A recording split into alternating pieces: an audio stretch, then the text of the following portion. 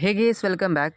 Fitter MCQs discuss ചെയ്യുന്ന part 4ാമത്തെ video ആണ്. ബാക്കി 3 പാർട്ടുകൾ കണ്ടിട്ടില്ലെങ്കിൽ തീർച്ചയായിട്ടും അതുകൂടി കാണാം. ഓക്കെ, അപ്പോൾ 4ാമത്തെ പാർട്ടിലേക്ക് പോകാം. ഇവിടെ 1ാമത്തെ ക്വസ്റ്റ്യൻ എന്താണ്? 35ാമത്തെ question, what is the use of feeler gauge? നമുക്ക് ഫീലർ ഗേജ് എന്താണെന്ന് അറിയാമല്ലേ? അതായത് ഒരു കേസിനുള്ളിൽ നമ്പർ ഓഫ് ബ്ലേഡുകൾ വ്യത്യസ്ത തിക്നെസ്സിലുള്ളത് കൺസിസ്റ്റ് ആയിരിക്കുന്നു. അപ്പോൾ അതിനകത്ത് നമുക്ക് ചെക്ക് ചെയ്യേണ്ട നമ്പർ ഓഫ് വ്യത്യസ്ത തിക്നെസ്സിലുള്ള ബ്ലേഡുകളാണ്. ഏത് തിക്നെസ്സാണോ വേണ്ടത് അത് അതിനുള്ളിൽ നിന്ന് പുറത്തേക്ക് എടുത്തതിന് ശേഷം, ഇപ്പോൾ ഇത് 2 പാർട്ടുകളാണെന്ന് കരുതുക. ഇവിടെ 2 പാർട്ടുകളാണ്. ഓക്കെ, ഇവിടെ ഇതിനിടയിൽ ഒരു ചെറിയൊരു ഗ്യാപ്പ് വന്നിട്ടുണ്ട്. ഇതിനെ ചെക്ക് ചെയ്യാൻ വേണ്ടിയിട്ട് ആ ഒരു ബ്ലേഡ് എടുത്ത് എന്ത് ചെയ്യുക, ഇതിനകത്തേക്ക് വെച്ചിട്ട് നമുക്ക് ചെക്ക് ചെയ്യാൻ പറ്റും അല്ലേ? അപ്പോൾ അതാണ് check the gap between the mating parts. Mating പാർട്സുകൾ തമ്മിലുള്ള ഗ്യാപ്പ് പരിശോധിക്കാം, അല്ലെങ്കിൽ ക്ലിയറൻസുകൾ ചെക്ക് ചെയ്യുക. ഇതാണ് ഒരു ഫീലർ ഗേജിൻ്റെ ജോലി എന്ന് പറയുന്നത്. ഫീലർ ഗേജ് അതിന് വേണ്ടിയിട്ടാണ് യൂസ് ചെയ്യുന്നത് അല്ലേ? 36ാമത്തെ ചോദ്യം നോക്കിയേ. Read the measurement in dial calliper. കണ്ടിട്ട് എന്താണ്, ഒരു വെർണിയർ കാലിപ്പർ പോലെ ഉണ്ട്. വ്യത്യാസം എന്താണ്? ഇതാണല്ലേ ഡയൽ. അപ്പോൾ ഡയൽ കാലിപ്പറിൻ്റെ റീഡിങ് എടുക്കാനാണ് ചോദ്യം. ഇവിടെ ഓപ്ഷൻസ് ഉണ്ട്. 24.2ഉം 24.8ഉം 25.2ഉം അങ്ങനെ ഓപ്ഷൻസൊക്കെ ഉണ്ട്. കൺഫ്യൂസ്ഡ് ആക്കാൻ വേണ്ടിയിട്ടുള്ള ഓപ്ഷൻസാണ്. അപ്പോൾ എങ്ങനെയാണിത്? നിങ്ങൾ ആദ്യം എന്ത് ചെയ്യുക, ഈ ഒരു സ്കെയിലിൻ്റെ റീഡിങ് അങ്ങ് എടുക്കുക. അപ്പം ഇത് 0 ആണ്, ഇത് 5 ആണ്, ഇത് 10 ആണ്, ഇത് 15 ആണ്, ഇത് 20 ആണ്. അപ്പോൾ ഇതെത്രയാണ്? 25 ആണ്. അപ്പോൾ എന്ത് ചെയ്യുക, നമുക്ക് 25 എന്ന് എഴുതാമല്ലോ. 25.00 എന്ന് എഴുതിക്കൂടെ? പ്ലസ് ചെയ്യുക. ഇത് കണ്ടില്ലേ, ഇവിടുത്തെ ഈ ഡയലിലുള്ള ഒരു റീഡിങ് അങ്ങ് നോക്കുക. 20, 21, ഇങ്ങനെ 25 വന്നിട്ടില്ല. അതിന് മുമ്പെയുള്ള സൂചി എവിടെയാണ്? 24 നിൽക്കുന്നത്, 24. അപ്പോൾ നമുക്ക് എന്ത് ചെയ്യാം, ഈ ഒരു 24നെ മൾട്ടിപ്പിൾ ചെയ്യുക. എന്തുമായിട്ടാണ്? ഇവിടുത്തെ ഈ ഒരു ആക്യുറസി ആയിട്ട് 0.005 0.005 നമുക്കങ്ങ് മൾട്ടിപ്പിൾ ചെയ്ത് കഴിഞ്ഞാൽ എത്ര കിട്ടുക നോക്കിയാലോ. എത്രയാണ്? 24 ഇൻറ്റു 0.05 1.2 എന്ന് കിട്ടി. അപ്പം സ്കെയിൽ റീഡിങ് എത്രയായിരുന്നു? 25 പ്ലസ് 1.2 എത്രയായി? 26.2 എന്നാണ് ഉത്തരം കിട്ടിയിരിക്കുന്നത് അല്ലേ? അപ്പോൾ ഇവിടെ ആ ഒരു ഓപ്ഷൻ നോക്കുക, 26.2. അപ്പോൾ അത്രയാണ് 26.2. എങ്ങനെയാണ് ചെയ്തത്? ആദ്യം നമ്മൾ ഇവിടുത്തെ ഒരു റീഡിങ് എടുത്തു 25, പിന്നെ ഇവിടുത്തെ എന്താണ് 24നെ ഇതുമായിട്ട് ഗുണിച്ചു. അപ്പോൾ എത്ര കിട്ടി? 1.2 കിട്ടി. ഈ 25ഉം ഈ 1.2ഉം കൂടെ കൂട്ടിയപ്പോൾ എത്ര കിട്ടി? 26.2 എന്ന് കിട്ടി. അടുത്ത് നോക്കുക, what is the operation carry out gang drilling machine അല്ലേ? ഗ്യാങ് ഡ്രില്ലിംഗ് മെഷീൻ എന്താണ്? ഗ്യാങ് ഡ്രില്ലിംഗ് മെഷീൻ എന്നറിയാം. നമുക്കിതൊരു ബെഞ്ചാണെന്നുണ്ടെങ്കിൽ ഇപ്പോൾ എന്താണ്, നമുക്ക് കുറേ ഗ്യാങ്ങായിട്ട് ഡ്രില്ലിംഗ് മെഷീൻ ഘടിപ്പിച്ചിരിക്കുന്നു. ഗ്യാങ്ങായിട്ട് ഇങ്ങനെ ഡ്രില്ലിംഗ് മെഷീൻ ഇങ്ങനെ ഘടിപ്പിച്ചിരിക്കുകയാണ്. ഓക്കെ, അപ്പം ഈ ഓരോ ഡ്രില്ലിംഗ് മെഷീൻ്റെയും സ്പിൻഡിലേക്ക് പവർ എത്തിക്കുന്നത് ഇൻഡിവിജ്വലി കണക്റ്റഡ് ആയിരിക്കുന്ന മോട്ടോർ ആയിരിക്കും. ഇതിൻ്റെ ഓരോ സ്പിൻഡിലിനകത്തും എന്ത് ചെയ്തിരിക്കുന്നു? വ്യത്യസ്തമായിട്ടുള്ള ടൂൾസിനെയൊക്കെ ഫിറ്റ് ചെയ്യാനായിട്ട് പറ്റും. അപ്പോൾ എന്താണ്, നമുക്കൊരു സക്സസീവായിട്ടുള്ളൊരു ഓപ്പറേഷൻ ചെയ്യാം. സക്സസീവായിട്ടുള്ളൊരു ഓപ്പറേഷൻ ഫോർ ഡ്രില്ലിങ്ങിൽ സക്സസീവായിട്ടുള്ളൊരു ഓപ്പറേഷൻ ചെയ്യാനായിട്ട് പറ്റും. ഓക്കെ, അപ്പം ഓരോ സ്പിൻഡിൽ ടു സ്പിൻഡിൽ നമുക്ക് വർക്കിനെ മാറ്റി ഒരു സക്സസീവ് ഓപ്പറേഷനിലേക്ക് കൊണ്ടുപോകാം. ഓക്കെ, ഓരോ സ്പിൻഡിലും വ്യത്യസ്ത ടൂളുകൾ വയ്ക്കുകയും ചെയ്യാം. Which is an integral part of stock in vernier bevel protractor. Okay, vernier bevel പ്രൊട്ടാക്ടറിൻ്റെ അവിഭാജ്യ ഘടകം ഏതാണ്? ഡയലായിരിക്കും. ഓക്കെ, നെക്സ്റ്റ് ഒരു ക്വസ്റ്റ്യൻ നോക്കിയേ.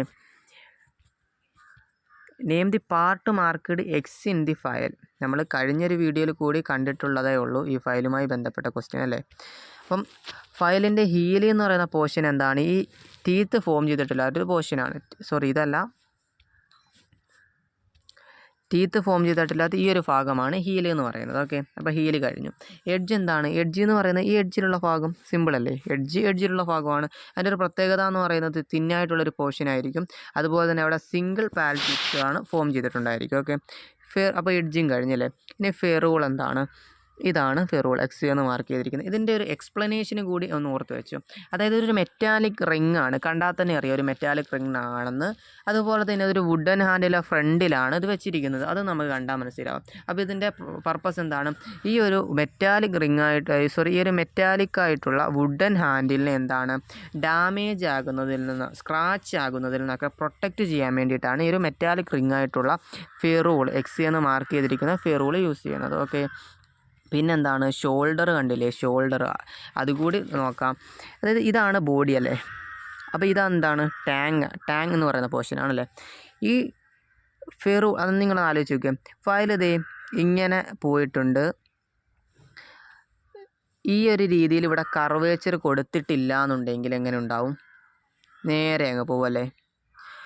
അതാണ് വിഷയം. അപ്പം ഈ ഒരു ടാങ് എന്ന് പറയുന്ന പോർഷനെ ഈ ഒരു ബോഡി എന്ന് പറയുന്ന പോർഷനെയും സെപ്പറേറ്റ് ചെയ്യുന്ന, വേർതിരിക്കുന്ന ഒരു കർവ്ഡ് പോർഷൻ എന്തെന്ന് പറയുന്നത്, ഒരു കർവ്ഡ് പോർഷനെയാണ് ഷോൾഡർ എന്ന് പറയുന്നത്. ഓക്കെ,